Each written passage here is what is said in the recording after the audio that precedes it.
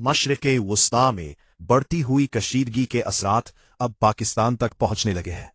हुकूमत ने खबरदार किया है कि अगर सूरत हाल यही रही तो 14 अप्रैल के बाद मुल्क में LNG यानी माया कुदरती गैस दस्तयाब नहीं होगी। सेनेट की कायमा कमेटी बराए पेट्रोलियम को दी गई ब्रीफिंग में हुक्काम ने बताया कि खित्ते में जारी कशीदगी और समंदरी रास्तों में मुमकिना रुकावटों के बायस पाकिस्तान को LNG की सप्लाई मुतासिर हो रही है। ज़राए के मुताबिक मार्च के महीने में पाकिस्तान को 8 LNG कार्गो मिलने थे, लेकिन उनमें से सिर्फ 2 कार्गो ही पहुंच सके।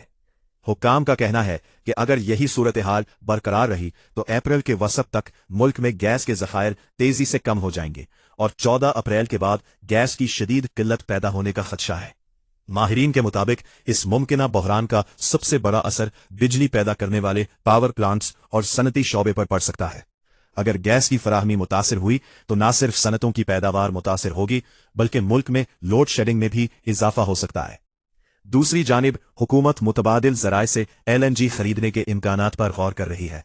ताहम आलमी मंडी में कीमतें ज्यादा होने के बायस पाकिस्तान को महंगी गैस खरीदना पड़ सकती है।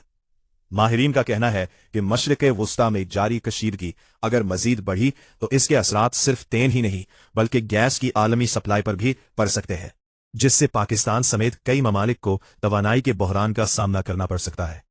नाजरीन, सवाल यह है कि अगर मशरिक़ वुस्ता की सूरत हाल मजीद खराब होती है तो क्या पाकिस्तान आने वाले दिनों में तवानाई के बड़े बहरान की तरफ बढ़ रहा है?